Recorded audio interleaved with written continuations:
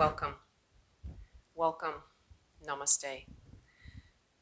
Today, for our hatha yoga practice, I'll have you start in a seated posture. Make sure that your spine feels nice and dignified. You've got lots of room for breath. You're not collapsing. Feel proud to be sitting here practicing yoga. So feel the sitting bones evenly distributed on your surface. I'm sitting on a bolster this morning. And that allows my knees to open up and to feel a sense of freedom in my hip area.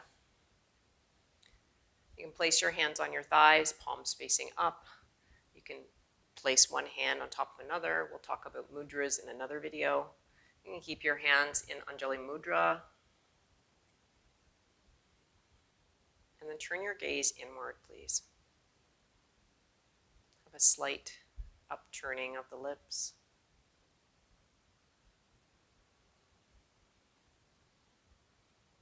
And bringing yourself completely into this practice.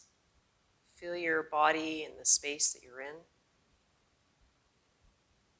Feel the places of contact between your lower body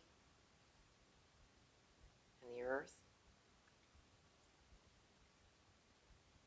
As you take an in-breath, breathe right down into your pelvis. And on the out-breath, feel yourself elevating through your crown. Checking that when you elevated your crown, you didn't reach your chin up. You want to have a sense of freedom in the back of your neck and the occipital lobe area. And unclenching the jaw, letting the tongue rest softly in the mouth. And then either with a slight upturning of the outer edges of the lips, if that feels natural, or a neutrality in the muscles of your face.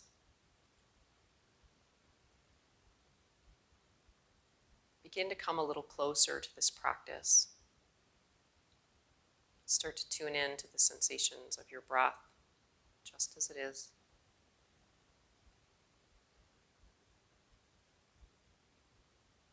Notice where the breath is in your body today, in this moment.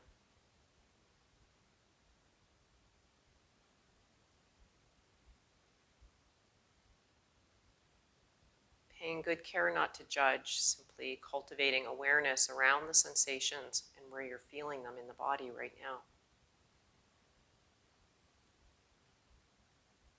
Our breath is typically representative of the type of days we've had, and it can be very informative as to what you're bringing into the practice. If your breath feels restricted in any way, I'll invite you to begin to enhance it, but without causing any sense of elevated anxiety or needing to achieve. Simply allow the breath to come in through the nostrils and feel it as it travels down towards the base of your lungs. Feeling around that area of your floating ribs. Don't worry so much about expanding your belly. I know that's a common instruction, and it can be helpful. But you'll notice that the belly will expand if you bring attention to your floating ribs. You can start to feel the floating ribs gently expanding and contracting with your breath. You can feel that breath right down into the base of the lungs, all the way through the circumference of your rib cage.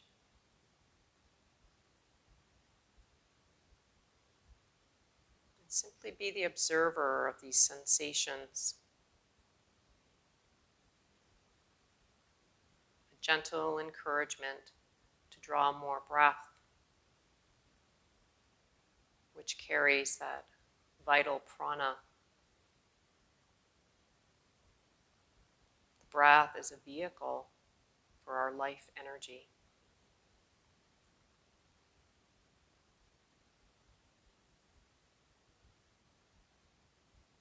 Noticing the sense of the breath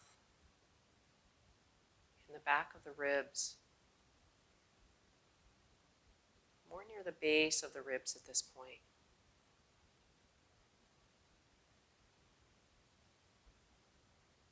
Oftentimes in class, the instruction is simply to breathe into the belly, and we neglect to feel the sensations of the breath in the back of the lungs.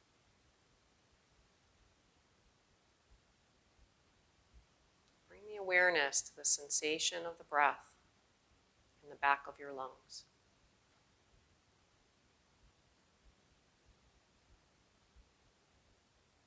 The back of our lungs actually have larger capacity, larger space. And you might find that paying attention to breathing in this area can actually feel less anxiety provoking. That's my experience anyway. More soothing. And it can almost be a new experience for a lot of people. Feeling the breath caress all along the back of your ribs as you gently breathe in and out. And that breath isn't rigid or choppy. It's just flowing gently in and gently out, just as gently as a wave comes into shore and out of shore, very rhythmically. You can feel and ride that undulation.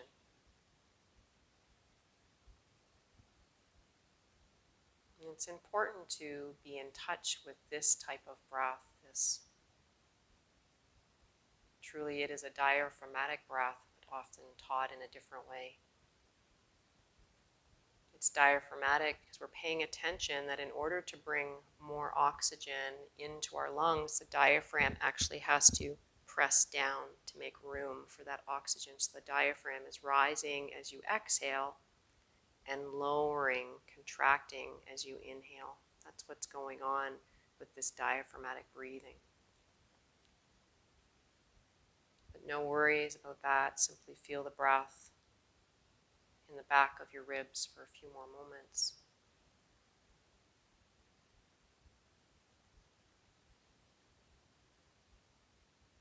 Now that you feel that you've settled and are more in tune with this moment, I'll invite you to sit with your intention, remembering that an intention isn't meant to cause tension. It's not meant to be something that you're trying to achieve, and then if it doesn't happen in this practice, you then beat yourself up. That's not the purpose of this. The intention is like planting a seed, like we plant a seed in fertile soil. So your practice will be the fertile soil. The intention, you're dropping it from your mind into the body, and then the practice will be what waters it, what fertilizes it, and then just trusting the rest of it to take care of itself. So, a moment to establish and arrive in the energy of your intention. What is it that brings you to practice today?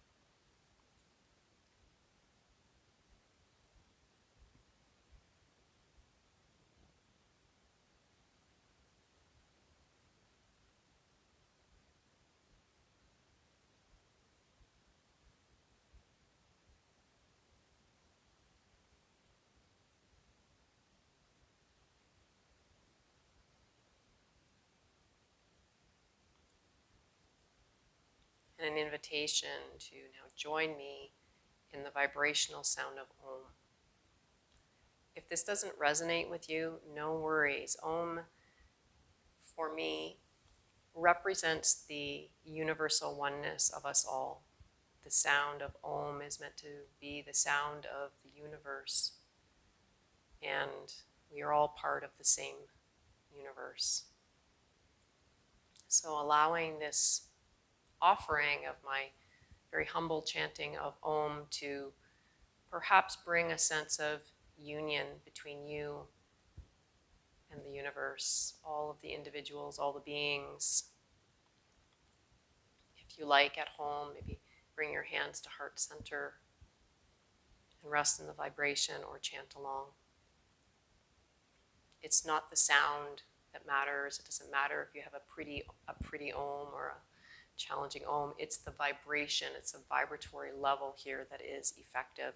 And you can even carry that and feel that, the ending of the ohm coming right out of the crown of your head, feeling that vibrate right from your palate. Taking a breath in.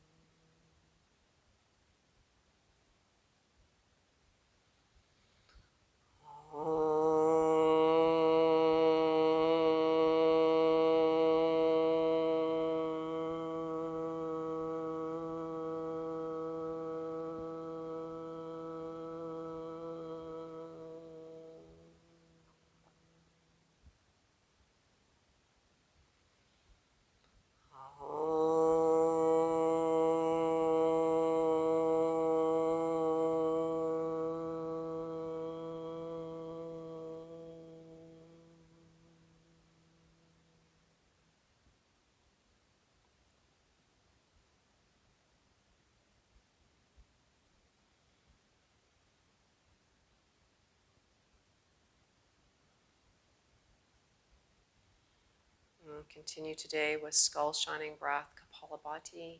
If you're not sure how to practice this, you can watch a tutorial on it later, or pause, watch the tutorial, and come back. I invite you to take 3 cleansing breaths. So you're going to inhale into the nose, really expand the lungs with a little bit of extra vigor. And then you'll exhale and pull your navel to spine on the exhalation. Really get in touch with that pulling of the navel towards the back body to empty completely. And you'll do that 3 times. I like to fold forward to help to empty out the body with breath. So I'll meet you back after 3 breaths.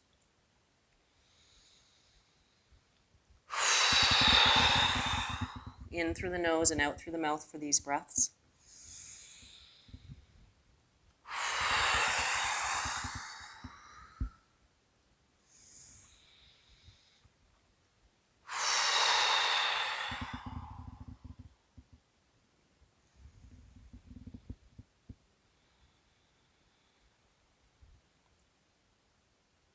Now take about 3/4 of a breath in. And when you exhale, you'll pull your navel towards your spine, forcing the exhalation. Don't worry about the inhalation. The body has created a vacuum and it will come on its own. We'll do this for about 60 or 70 rounds. You'll stop if you start to feel lightheaded before that and just come back to regular breathing. So whenever you're ready to begin, take a deep breath in. Exhale once again. Inhale about 3/4 of a breath. And begin to pump.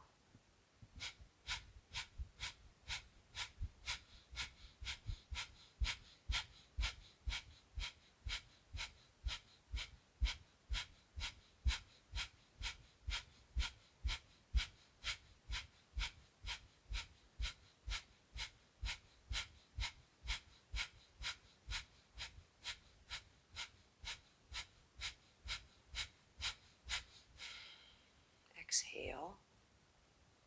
Take a deep breath in. Exhale, release through the nose. Take a deep breath in and hold the breath. Move that energy and the inner gaze upwards.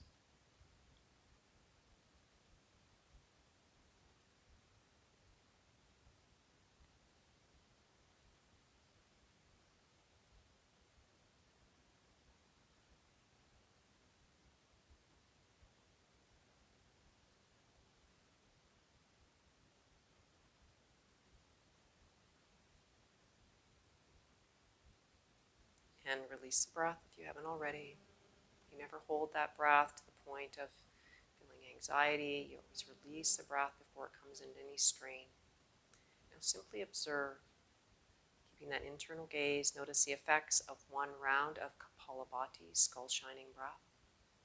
Notice any particular sensations or sense of lightness, especially in the area of your skull.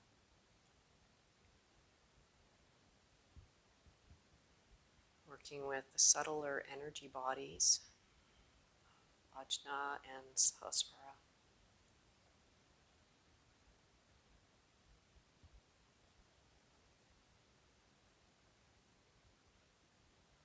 Complete our second round. Remember, never go into any strain or exertion. Inhale. Exhale through the nose. From the navel to spine. Inhale about 3/4 of a breath. And begin to pump.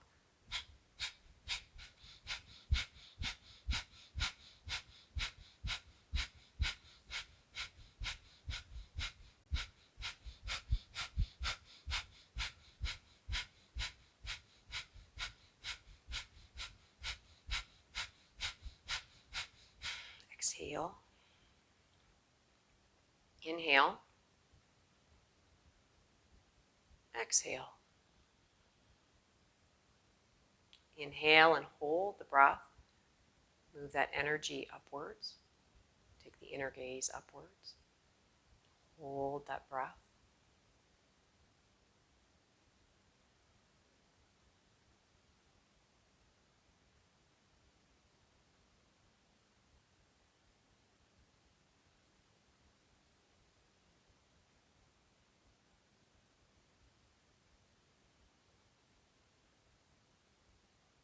And release.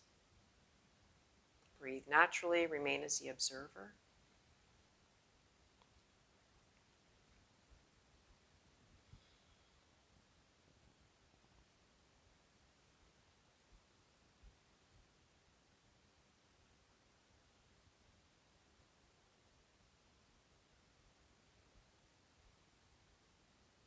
Begin to open your eyes.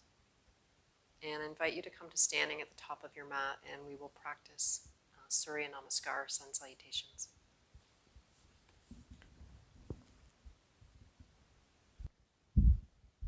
Please come to standing in Tadasana. Spread your toes wide.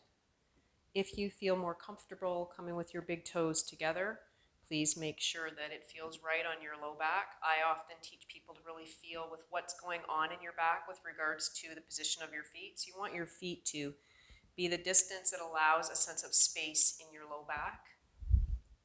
Pick your toes up and spread them wide and lower them back down to the floor, spanning them out. Take up a lot of space on the ground.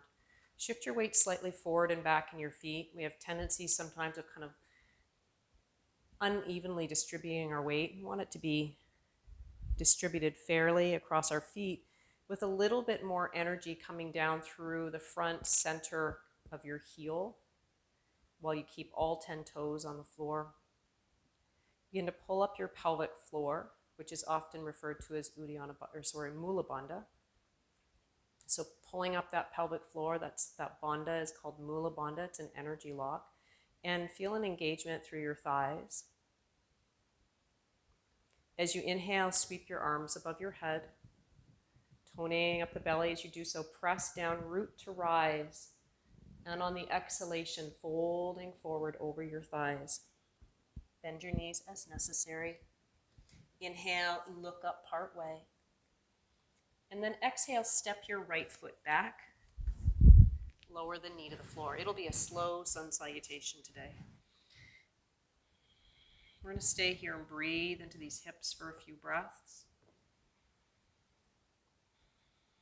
Check the alignment of the front knee and ankle, that they're stacked above and below each other. And keeping that chest space open for the breath to move and flow freely.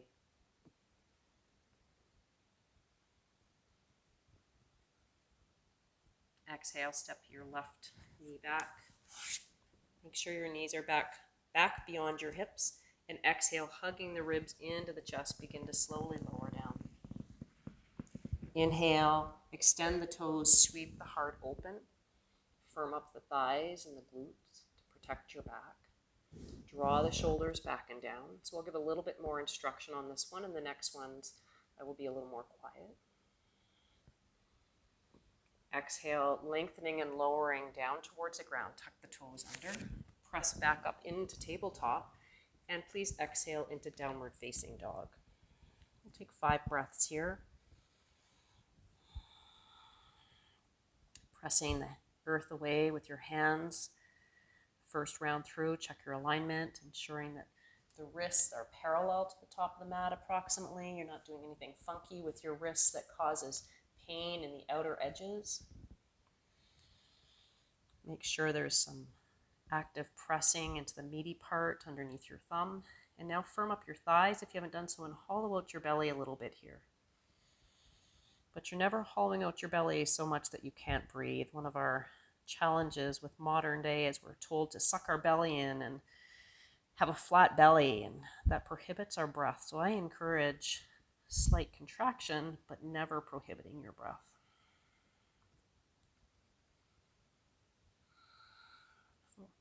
As you lower your left leg down to the floor, step your right foot forward. Make sure you're sliding your left knee back a lot. We'll stay here this round again for a few breaths. Feel the hips draw forward as the heart rises up. This is a back bend. Feeling into the breath in your body. Feeling into the opening in the front of that left hip. And you can even keep the attention on the lower rib cage expanding and contracting with your breath.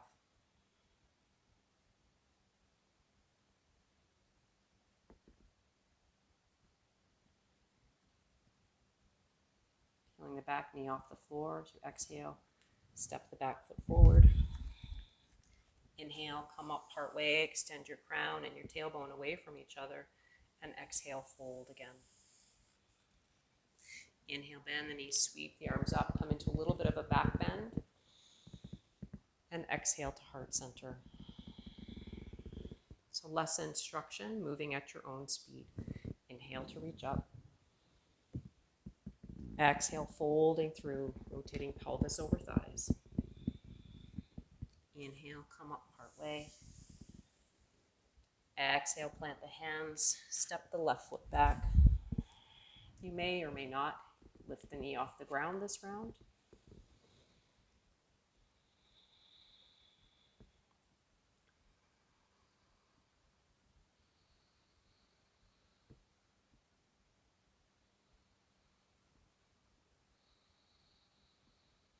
Make your way back into downward facing dog.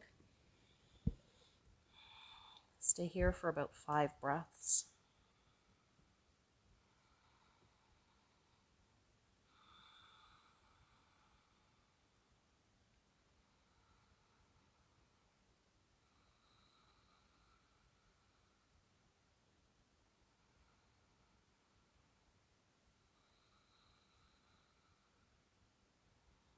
Lowering the right knee to the floor, plunging your left foot forward, knee over the ankle, staying here or lifting the back knee off the ground. Breathe. If the knee is off the ground, you're pressing the thigh bone to the sky, keeping some energy through the back glute.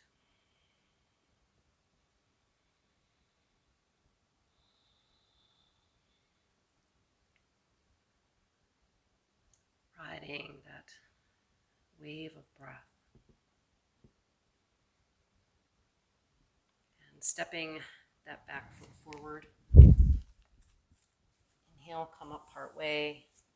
Keep tone through the lower belly. And exhale, fold again. Inhale, press the earth away, rise up, get tall. Find a safe back bend. Squeezing your glutes a little bit here. And exhale to heart center. Notice how you feel from one full round of Surya Namaskar on both the left and the right. That's one round. And we'll do that once again. Inhale to stretch up. Exhale to fold forward. Inhale, lengthen through the spine. Exhale, step your right foot back, knee on the ground or not.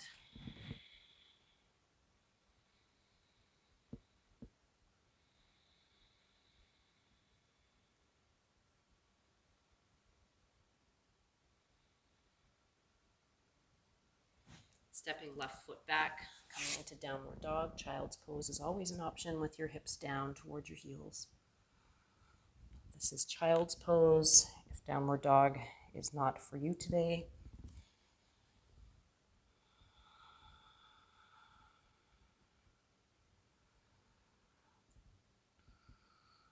Here with the full presence of this moment, sensations in the body, sensations of the breath.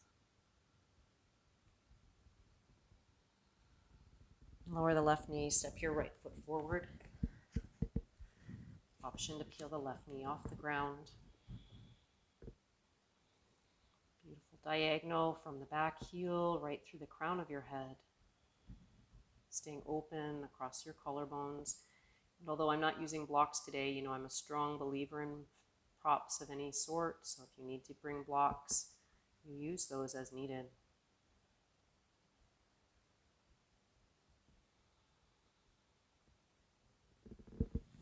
Step your back foot forward. Inhale, come up part way. And exhale to fold. So I'm going to speed it up, add in some back bends from Cobra Pose again. Take your own speed. Inhale, come up. We'll finish this round. And exhale to your heart. Inhale, reach up. Exhale to fold. Inhale, come up part way. Exhale, left leg back. Lower the knees to the floor. Step right foot back. Come into downward dog. This is a different variation than perhaps some of you are used to. Now we're going to inhale, shift forward into plank. This can be done with knees on the ground. Exhale, slowly lowering down. Inhale, firming up the thighs and the glutes. Open the chest. Exhale, lower down. Inhale, press up into tabletop or plank and back into downward dog or child's pose. We're not pausing this time. We'll step our left foot forward and then our right. Inhale to reach up. Exhale to your heart. So we'll put all of that together. Inhale. Exhale to fold. I'm going to take one of the breaths out here. This time I'm going to step the right foot back. Exhale the left foot back. Inhale forward into plank. Exhale, lowering down to the ground. Knees, chest, and chin. Exhale, downward dog. Inhale, step your right foot forward, followed by your left. Inhale, reach all the way up. Exhale to your heart. Inhale, reach up. Exhale to fold. Inhale, left leg steps back. Exhale to right. Step into downward dog. Inhale forward into plank or to tabletop and slowly lower down. I'm going to hover this time. Inhale, open the chest, hips either on the ground or off the ground, and upward facing dog. And exhale back into downward facing dog.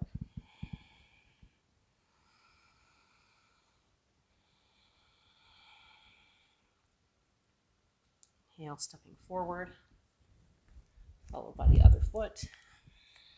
Exhale, inhale, reach all the way up. Exhale to your heart. Some more inhale. Exhale to fold. Inhale, come up part way. Exhale to step back. Inhale. And come forward into plank. Stay in plank for about 5 breaths. Just adding on to our Surya Namaskar or Sun Salutation. So knees on the ground or knees elevated. Make your way down to the ground, either on your knees or not, coming into your back bend.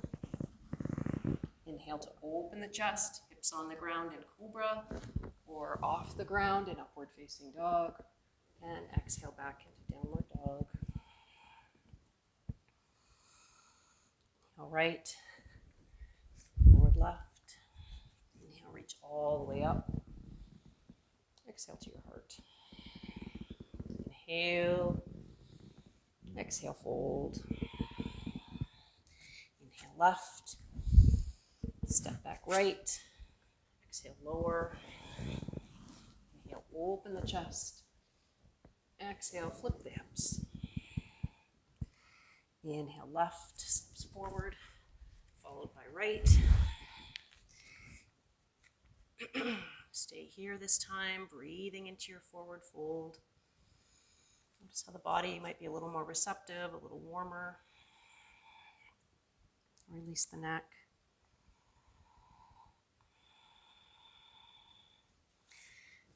Knees press through the earth, rise all the way up, and exhale to your heart.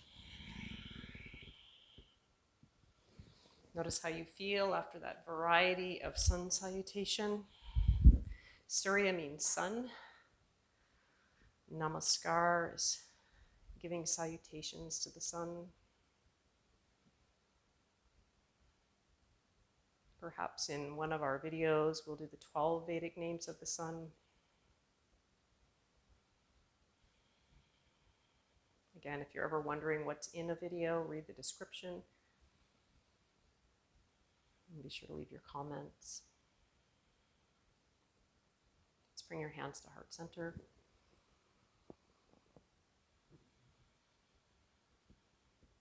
Coming into a traditional yoga pose called Trivrasana. We'll keep our left toes on the ground, press down into the earth with the left foot. Begin to pivot your right knee open. You can keep your toes on the ground. You can reach your branches of your tree up to the sky. Maybe bring your right foot onto your calf. Maybe lifting it onto the inner thigh.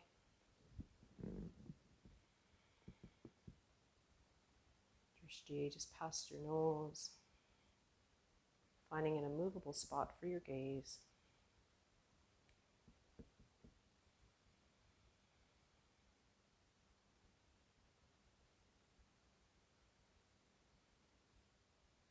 Exhale, hands to the heart, and release the foot. Spread all 5 toes of the right foot, press down, root to rise. Feel some support through your lower belly. Feel your left knee open. Finding the proper placement for you today, for your tree. I always like to bring my heels slightly forward and tuck my toes back. It helps with the rotation. You might want to try that too. Be sure you're not holding the breath. You want it to remain fluid and easeful. You can continue to feel the breath undulating your ribs. Slight upturning of the lips.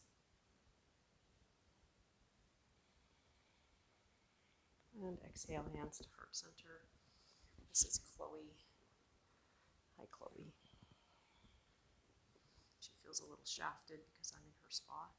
She likes to lay in front of the fireplace. We'll next practice Garudasana, eagle pose. I'm going to move here so maybe you can see a little better due to the color of the fireplace in my pants. For eagle pose, you'll keep all 5 toes of your left leg on the ground. Bend your knees slightly and wrap your right leg around. You can keep your right toes on the floor if you like. Left arm is coming to 90 degrees. And then wrapping the right arm under. It might look like this. You can always bring your forearms together. If possible, bring your palms together and interlace your left thumb with your right index finger and thumb. So again, toes can stay on the floor, or you can wrap the toes around your calf.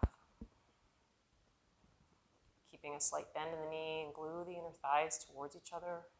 Feeling a nice internal rotation here of your hips, and find your breath.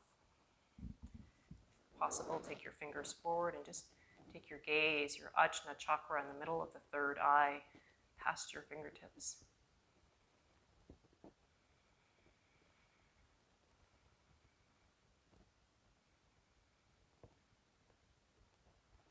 And release. We'll do the same thing on the other side. Spread your toes on your right foot. Pelvic floor supporting you. Slight bend in the right knee. You don't want to lock the leg. And wrap your left leg over. Kind of like you're almost ready to sit in a chair, but not quite. Right arm to 90 degrees. Left arm to wrap under. Option to bring your forearms together. Maybe wrap the toe around the ankle or the calf. find your drishti, that immovable spot, it helps to try and make effort not to blink as well.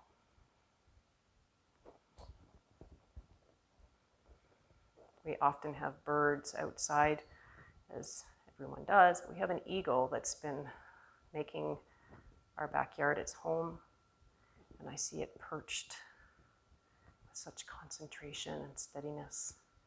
It reminds me of this pose.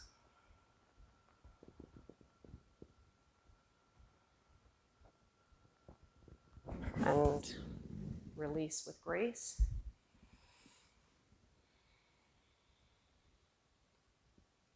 Inviting you to take your feet wide on your mat. It's okay, Chloe.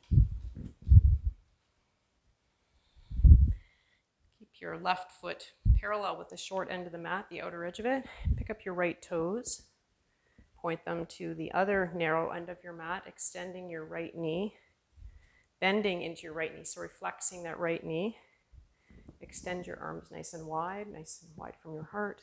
Come into warrior two. Track that knee towards the baby toe. So it's like the thigh bone is the upper edge of the thigh bone is trying to rotate more towards the center of the mat, and the knee is towards the outer edge, just so you can keep healthy alignment for your knee joint. Feel the energy of this back leg kind of spiraling in and down. We are graceful warriors, warriors of peace.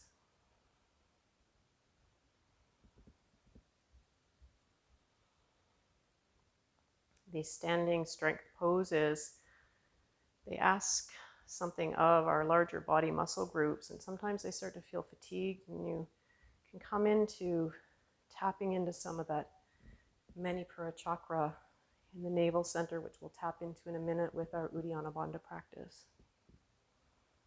Give you the courage and the energy to continue on when you think you can't.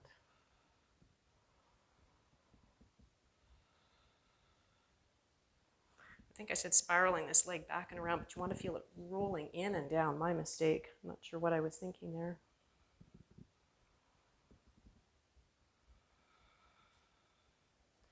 So although that back thigh is spiraling in and down, we're still keeping energy through the outer edge of that left foot. Let's press into that right leg. We've asked a lot of it. Bring your hands to your hips. Let's take that to the other side. Left toes pointing to the end of the mat. Make sure when you track your knee open, it's not dropping in. Rotate it out and let the upper thigh bone come more towards the center of your mat. So spiraling this back thigh, this right thigh, spiraling in and down, and then pressing and rooting like a corkscrew into the outer edge of that right foot. Left thigh working towards parallel to the ground. It might not get there. There's a really wide stance here, so the wrists and the ankles are in about the same distance. And maybe your body is not able to do that. That's okay too. It's the idea of. Breathe here. Feel the breath through your ribs, specifically through the bottom part of your rib cage.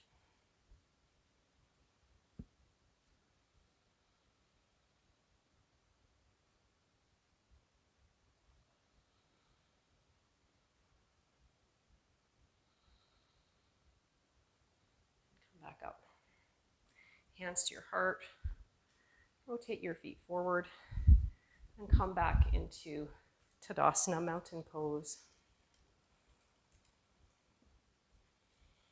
So that particular pose taps into Manipura chakra, our navel center. So we'll go right away now into Uddiyana Bandha. And if you aren't sure what Uddiyana Bandha is, and this seems a little bit odd to you, I'll ask you to watch the video that is also going to be suggested at the end of this video to help you with the tutorial of it. So for Uddiyana Bandha, you'll step your feet about shoulder distance apart. Place your hands on your thighs. Let your fingertips point in. This helps to, as we bend the elbows out wide, to help us round out and hollow out, which is the action that we're looking for. A little bit closer. So you'll take an in-breath, and I can't talk while I'm doing it, but I'll guide you through the first one. Inhale through the nose. Exhale through the mouth, empty completely. Now you're not going to breathe in, but you're going to pretend you're breathing in, and you're going to create a vacuum for your belly.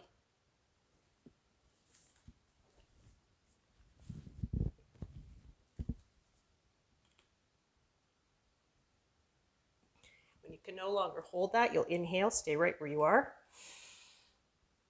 Hold that inhalation as long as you can. And then exhale, come up. So I'll guide you through that. Everybody's got a different breath count here. It depends on how long you've been practicing this. So again, you never go into the point of stress or strain, and simply maybe trying to get the mechanics of it. So be patient with yourself and keep practicing. And again, in the tutorial, I read the origins of this or the explanation of this from the Hatha Yoga Pradipika, a great yogic text. So let's continue. Hands on the thighs, fingertips pointing in. Take an in-breath through the nose. Exhale through the mouth. A mock inhalation, so you're not really breathing in, but you're trying to, and it creates a suction.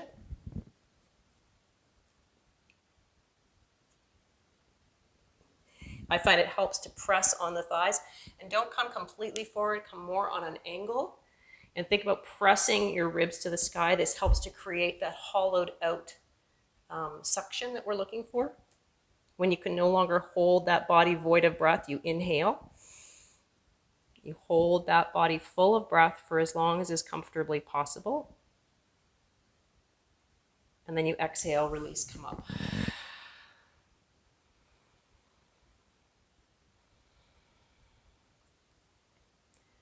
Place your hands on your thighs. Take an in-breath. Breathe out through the mouth.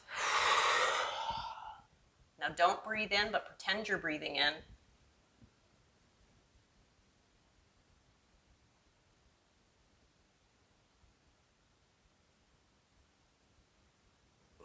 Inhale. Hold the in-breath. Move the energy up through Sushumna. Shakti energy moving up, a bird taking flight, coming right up into Sahasrara, your crown. And you can no longer hold the body full of breath. You exhale, come up.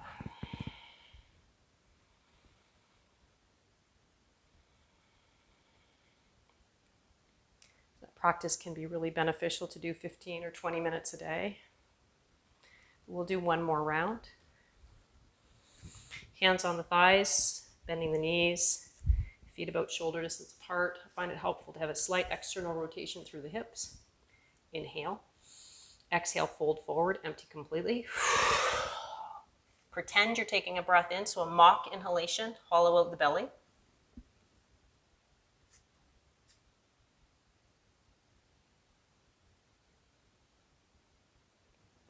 Inhale, take your body full of breath. Hold that breath, absorbing all that prana that's in that, being carried in that breath, in that oxygen. The vayus of the body doing their work. And we can no longer hold the body full of breath. You exhale, come up, and release. Just close your eyes for a minute. Remembering that if you had any sense of lightheadedness or dizziness, you come out of it. Only practice that particular yoga technique if it's safe for you. You can read the contraindications in the description of this class below. We always seek medical approval before we perform any type of program, including yoga. That is on each person's responsibility to honor where you're at and practice that first yama,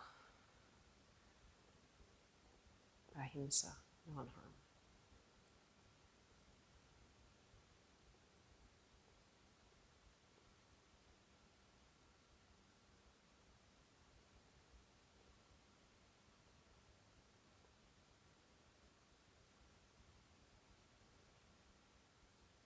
I invite you to come down onto your mats.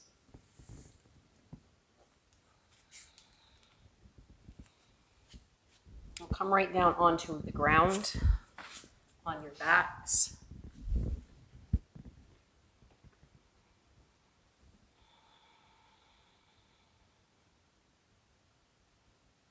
Coming into bridge pose, let the soles of your feet, the heels of your feet come underneath your kneecaps. Bring your arms alongside your body, palms facing down. Hug those arms close towards your torso, please.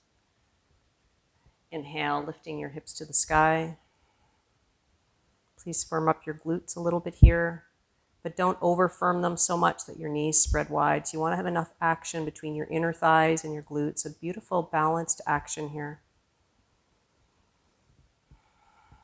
Stay here or interlace your hands behind your back to open through your chest a little bit more.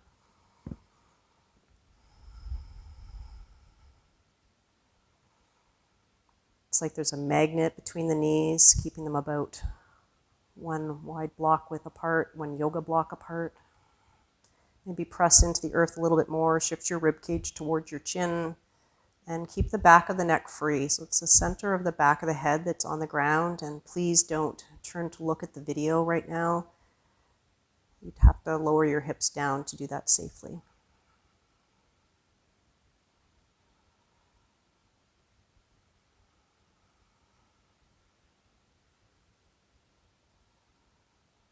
Release your hands, lower your hips to the ground. Draw one knee into your chest.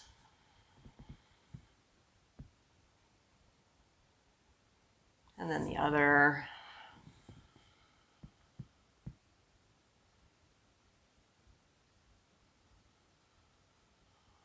Draw both knees into your chest and take your knees wider.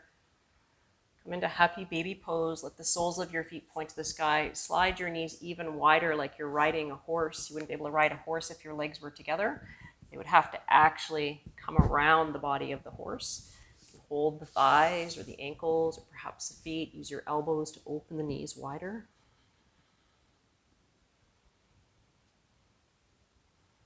You can use arms to gently guide a little more depth into the opening of the hips. I like to walk my shoulder blades under here, keeping the chest open. Check that your chin isn't reaching up, keeping the neck relaxed. Softening the front of the throat. You can still continue to feel the breath through the body of the ribs.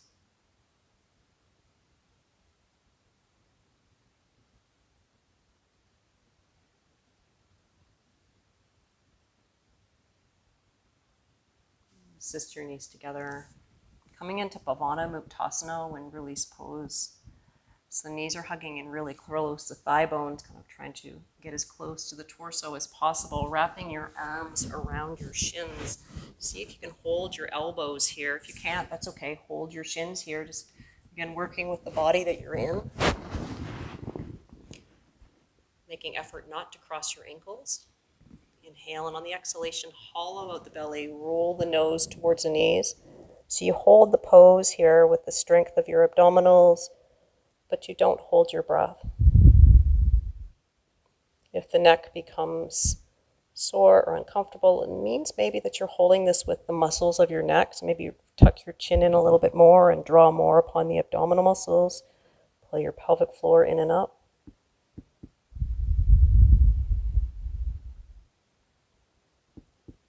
Some sense of interiorization with this pose. Insulation. It's no wonder that people in a fetal position, which is what this is like, it's how people are often portrayed in movies when they're withdrawing from society. You see them huddled in a corner. They're withdrawing inwards into a place of safety. So this is a place of insular safety. And release the head down.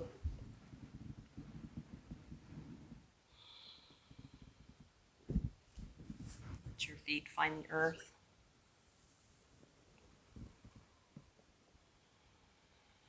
Take your arms about 45 degrees from the body and allow your knees to gently move side to side. Just rocking from one edge of the foot to the other. And the next time the knees come down to the right, let them stay. You can keep your legs apart. You can stack your knees on top of each other. You can wrap the left leg around the right. Maybe take your left arm out a little bit wider.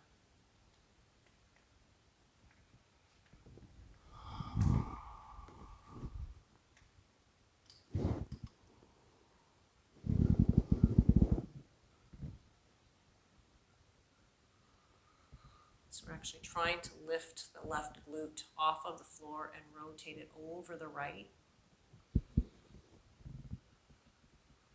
So sometimes I see people coming into the spinal twist and they're trying to keep their glutes on the floor and then they're kind of twerking their ribs to the left, and that feels like it doesn't feel good. So we want the twist to originate right down low at your pelvis. Sometimes I hear the cue, rotate from your navel upwards, and I think that it's a bit of a misguidance. Again, these are just my experiences. 25 years of practice has taught me that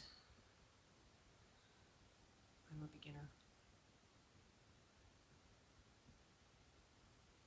I'm always curious about the sensations that arise, what I can learn about myself.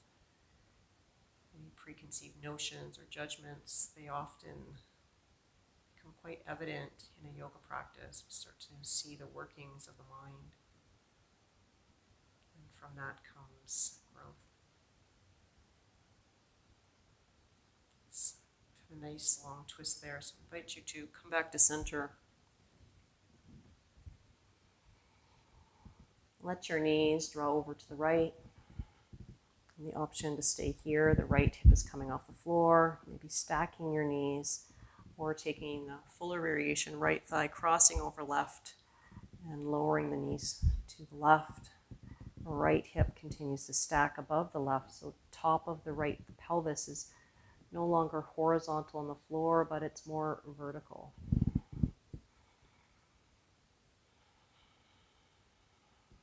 These detoxifying twist poses. If your right shoulder is quite a bit off the floor, you can reduce that by placing the right hand on the right hip. Maybe you might find it helpful to walk your left shoulder over a little bit more, and that helps that twisting sensation kind of open more naturally.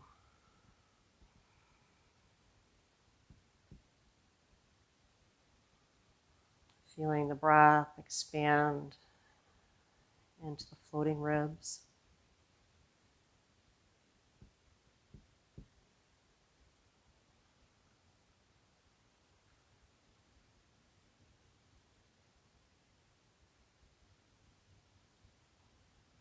The breath is our anchor for our practice. It can only ever be here and now. If you're with the breath, you know that you're always in the present moment. And that's the only place that life happens.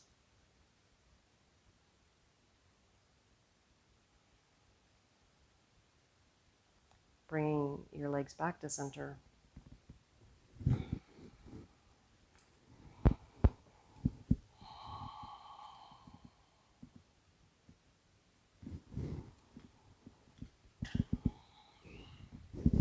So we'll prepare for our inversion.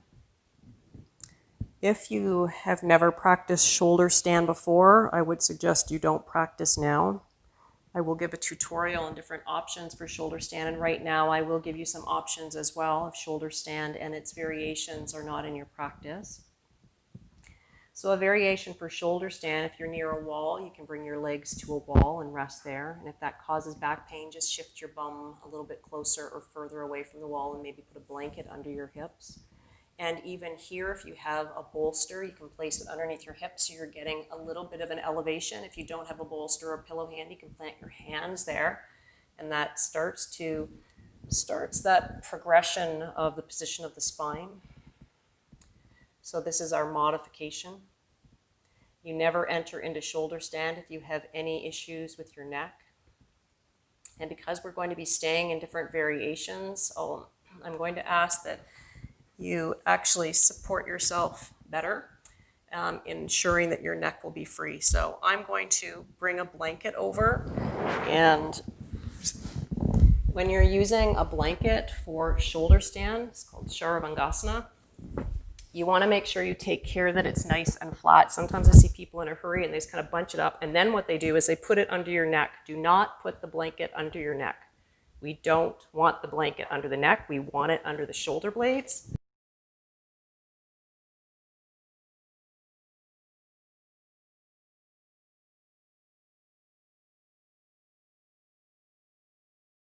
Find that that's really slippery with the blanket that you're on, you can roll up your mat, and this gives you some grip.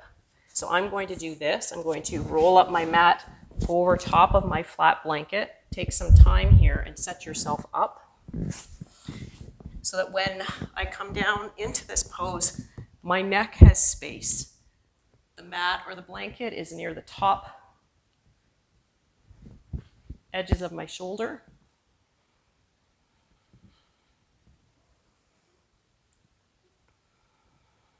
If you have a ponytail, you want to take that out, or a hair clip.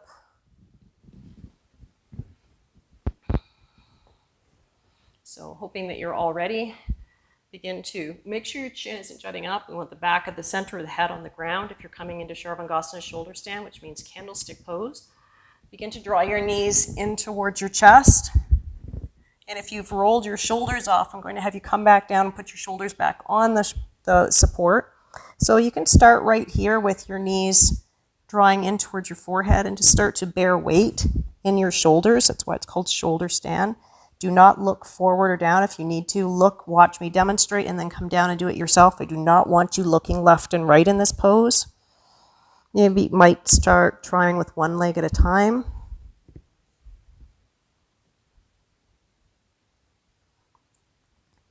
Some people like to do some yoga bicycles.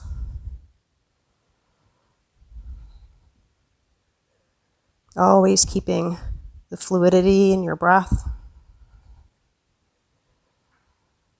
Back of the neck free.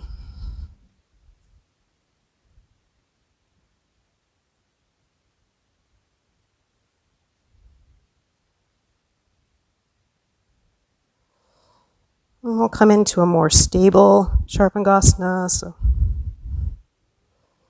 you're gazing towards your toes. Sharavangasana is for Vishuddha in the area of your throat, Vishuddha chakra. So you might feel an accumulation of energy there or an arousing through the front of your throat. The legs are actively reaching up.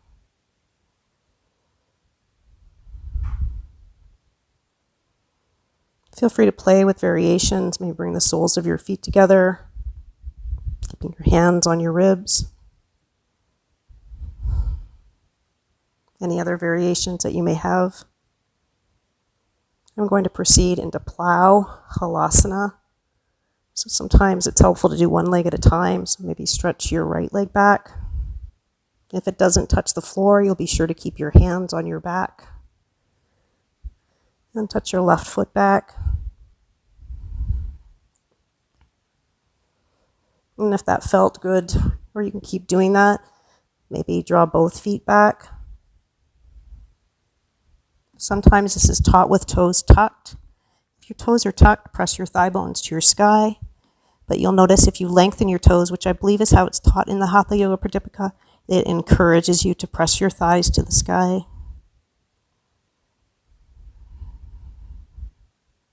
And if that feels available, you can come into the next pose, ear pinching pose. Bringing your ears alongside your inner knees alongside your ears. And I'm starting to roll off my blanket, so I know that I need to not go any further. I haven't until I adjust. There we go. Maybe the hands come onto the feet.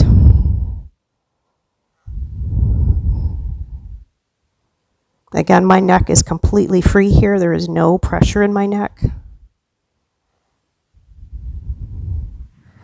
Whatever shape you're in, I'll invite you to use your hands as brakes. begin to slowly come out.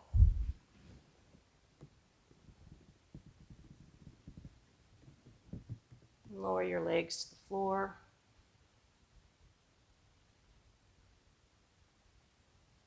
And keep your head on the ground, please, for a few moments.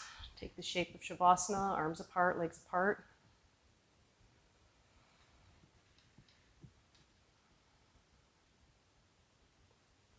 Noticing the effects of that inversion sequence. Feeling a sense of calmness, inner stability.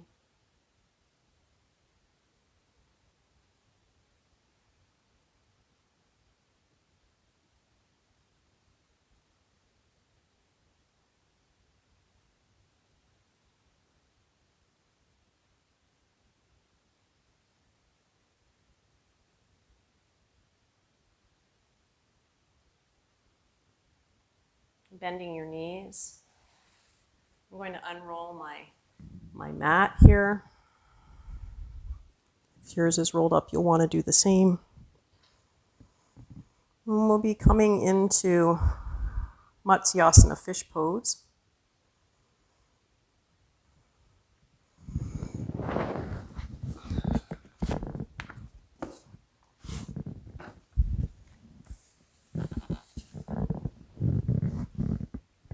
Planting your palms facing down underneath your body. Zipping up your legs like the fin of a fish. Squeezing your thighs towards each other. A little bit of hollowing out through the belly. Look up to your toes. Maybe shift your weight so that your shoulders, your elbows are in alignment. And you can simply stay here projecting your heart to the sky. Take good care of your neck. You can draw the shoulders back down, let your crown touch the floor, but keep pressing into the elbows so you're not dropping weight into the neck. There's very little weight on my neck here. If you have some variations in Matsyasana, I think last week I taught the variation of lifting your legs.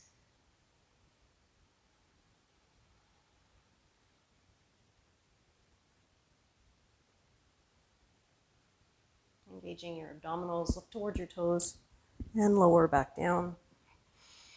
Arms apart, legs apart.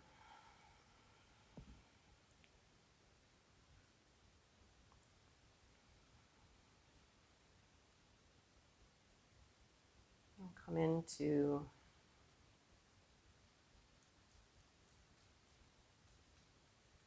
Shavasana for about 5 minutes of silence. Absorbing your practice. But please don't get up and turn it off. We're not finished yet. We'll be practicing Brahmari breath, B breath, in about 5 minutes to seal our practice with the meditation. Don't be in a hurry to step off your mat today. Enjoy the fruits of this practice, the gift of uniting with yourself.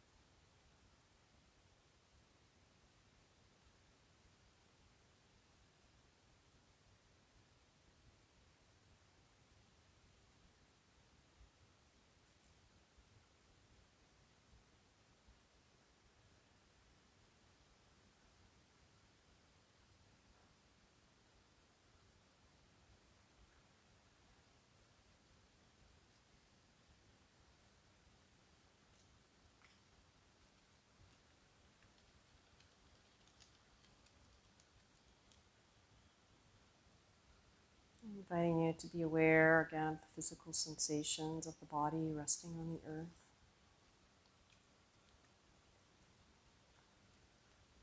Enhance your breath. Begin to draw a little bit more oxygen into your body.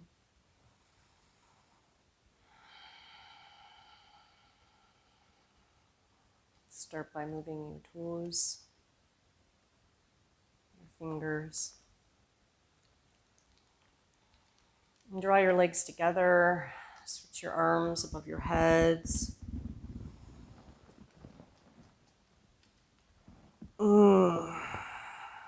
Bending your knees. Roll over onto one side.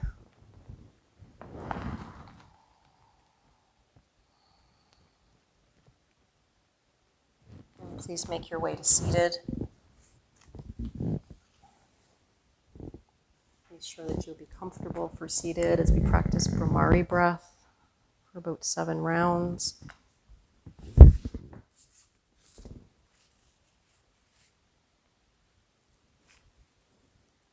When we practice Brahmari breath, B breath, it's named that because of the sound that we make internally, the sound of humming. This is great for moving the energy and stimulating the area of our crown and our higher energy centers.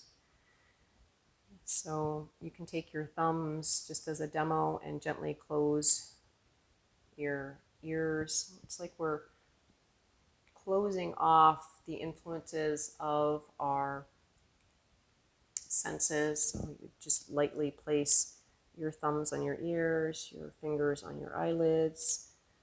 Just gently, one finger on either side of the nose, although you're not actually plugging the nose. And you can bring your fingers down towards your lips.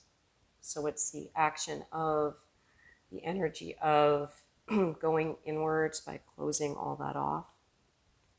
And then when you're doing that, you don't have to do that, but it does help to really feel the sensations and the vibrations of this particular breath work. So as you're doing that and you're closing off, I'm going to actually remove them so I can speak. We'll do 7 rounds of B breath. And so what that's like is you'll take an in-breath, and on the exhalation you will hum.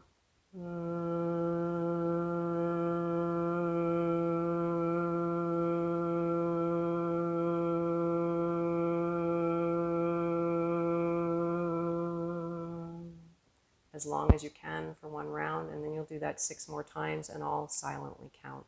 Please continue on your own. Eyes are closed.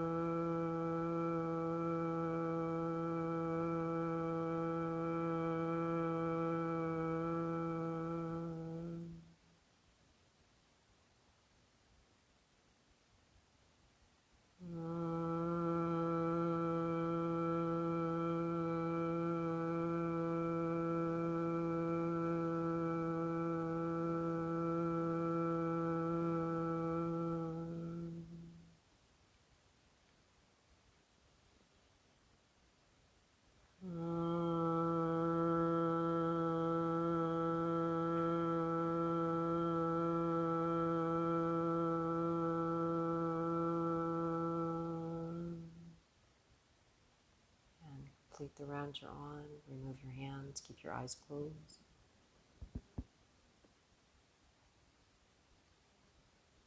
remaining as the witness in silence.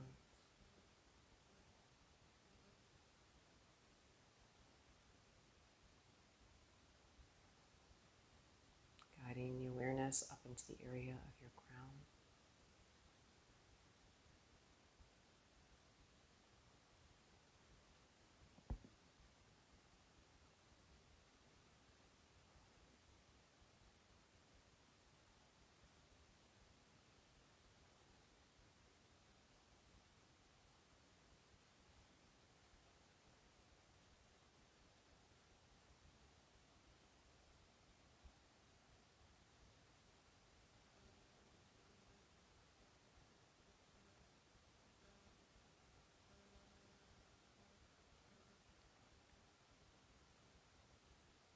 I'll close our practice today with 3 ohms.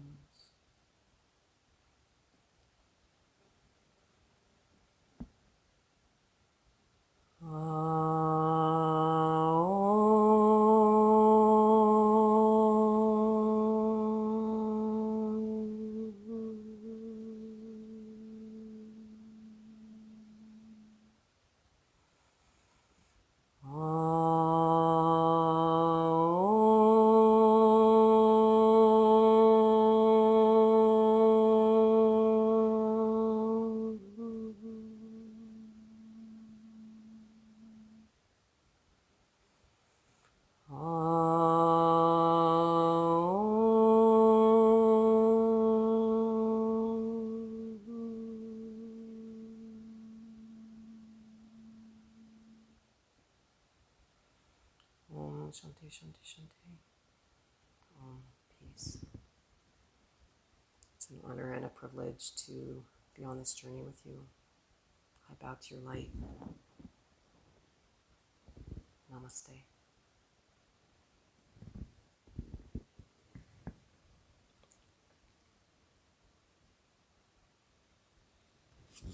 Thank you, everyone. Please be sure to leave any comments. I read them. I enjoy them. If you have any questions, please send them my way, again, in the comments below this video. If you liked it, please share it and get the word out. And feel free to come back and watch it again and again. Remember, there are tutorials also available on my channel. And if you subscribe, you will get the automatic updates of anything that I post. Thank you.